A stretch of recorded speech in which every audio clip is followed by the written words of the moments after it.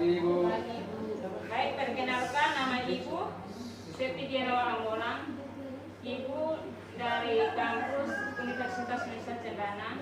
Ibu di sini untuk PPR. Pasti adik-adik semua pasti sudah dengar kalau ada guru-guru baru ya yang mau turun PPR toh. Ya Ibu. Ya baik, di sini Ibu akan mengajar ekonomi. Dan di sini Ibu mungkin hanya 2 bulan saja di sini karena ada corona toh adik-adik semua. Baik, sekian perkenalan Ibu. Pasti adik-adik semua mau tanya. Tidak Ibu. Oke baik, di sini materi yang Ibu bawa yaitu tentang kebutuhan manusia. Di sini pengertian kebutuhan manusia itu adalah segala keinginan manusia baik berupa barang atau jasa untuk mendapatkan kepuasan jasmani atau rohani dengan kelangsungan hidupnya. Contohnya di sini kebutuhan manusia adalah setiap orang yang butuh makanan atau makanan menjadi kebutuhan setiap orang yang harus dipenuhi demi kelangsungan hidupnya. Yang berikut itu kebutuhan sekunder. Kebutuhan sekunder adalah kebutuhan yang dipenuhi setelah kebutuhan primer Ibu. Tadi anak sudah jawab toh, jadi tadi Ibu akan jelaskan lebih detail yaitu kebutuhan sekunder adalah kebutuhan dipenuhi setelah terpenuhinya kebutuhan primer. Baik, kita akan masuk di poin yang berikut yaitu kebutuhan tersier. Ada yang tahu kok pengertian dari kebutuhan tersier? Ada yang tahu kok adik-adik semua? Baik, kebutuhan tersier itu adalah akan muncul setelah terpenuhinya kebutuhan primer dan sekunder. Kebutuhan tersier itu dia merupakan kebutuhan akan kemewahan untuk meningkatkan status sosial dalam kehidupan masyarakat. Oh, ada yang tahu kok kebutuhan tersier? Contohnya Emas, ya betul, kendaraan, ya betul, dan rumah mewah. ya baik, terima kasih. Yang berikut kita masuk di poin yang berikut yaitu kebutuhan menurut waktu. Di sini kebutuhan menurut waktu dibagi menjadi 2, yaitu kebutuhan sekarang dan kebutuhan yang akan datang. Menurut waktunya yang pertama itu kebutuhan sekarang. Pengertian kebutuhan sekarang itu kebutuhan sekarang merupakan kebutuhan yang memiliki prioritas untuk dipenuhi saat ini. Kebutuhan ini dia bersifat rutin dan dipengaruhi terhadap kelangsungan hidup. Kebutuhan yang waktu pemenuhannya pada masa akan datang. Pemenuhannya dapat dipersiapkan dan berguna bagi terjaminnya kehidupan pada masa depan. Contohnya pasti adik-adik sudah tahu kok. Contohnya itu asuransi dengan tabungan bank Ibu. Ya, menabung di bank, betul, asuransi pendidikan dan tabungan hari tua untuk dana pensiun. Terima kasih.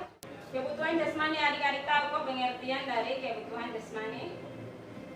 Ya, Kebutuhan yang dibutuhkan oleh raga badan agar dapat memperoleh kepuasan raga Ibu. oh iya betul.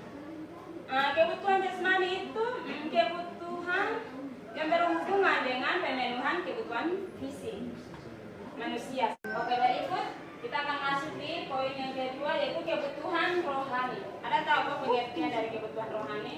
Kebutuhan yang dibutuhkan oleh batin atau jiwa agar merasa lebih bahagia Ibu. Oke, baik. Kebutuhan rohani itu kebutuhan spiritual berkaitan dengan tuntutan perasaan, etika dan pikiran seorang untuk memperoleh kepuasan batin. Ada yang tahu contohnya? Ibadah Ibu. Betul, pintar. Baik, tingkat pendapatan itu adalah semakin tinggi tingkat pendapatan seseorang, semakin banyak kebutuhan hidupnya. Contohnya, kebutuhan seorang pengusaha kaya berbeda dengan kebutuhan para karyawannya. Yang berikut itu lingkungan alam. Adik-adik tahu kok pengertian dari lingkungan alam?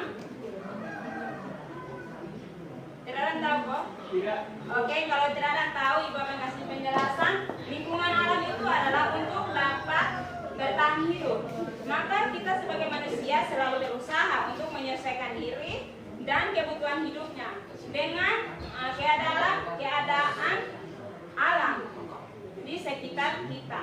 Kebutuhan hidup ini di daerah yang dingin, baik berikut kemajuan teknologi informasi. Ada yang tahu pengertian dari lingkungan sosial itu adalah secara nurani manusia mempunyai kebiasaan meniru tingkah laku orang lain, sehingga jumlah dan jenis kebutuhan hidupnya juga akan sangat dipengaruhi oleh lingkungan sosialnya. Seorang yang tinggal di lingkungan ekonomi tinggi akan terpacu dirinya untuk dapat menyesuaikan dengan lingkungan sosial budaya. Oke, yang berikut agama dan kepercayaan. Ada yang tahu kok? Oke, pengertian agama dan kepercayaan itu perbedaan agama dan kepercayaan yang dianut seseorang mengakibatkan timbulnya berbagai macam kebutuhan yang berbeda sesuai dengan norma agama yang dianutnya.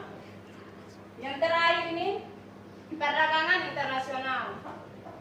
Perdagangan internasional itu adalah adanya perdagangan internasional menimbulkan terjadinya aliran barang dari luar negeri yang dapat mendorong peningkatan kehidupan. Baik, sekian dari materi Ibu. Pasti adik-adik semua sudah paham kok? Sudah Ibu. Oke. Kalau sudah, waktu kita juga sudah habis. Jadi sebelum kita keluar, Ibu akan kasih tugas untuk kerja di rumah minggu depan bisa kumpul kembali. Oke, silakan adik-adik catat tugasnya ya. Tolong sebutkan pengertian dari kelangkaan sumber daya alam menurut ilmu ekonomi. Hanya satu tugas saja yang dikasih ya. Ingat minggu depan kumpul ya. Oke, sekian dari pertemuan kita. Selamat siang. Selamat siang, Ibu.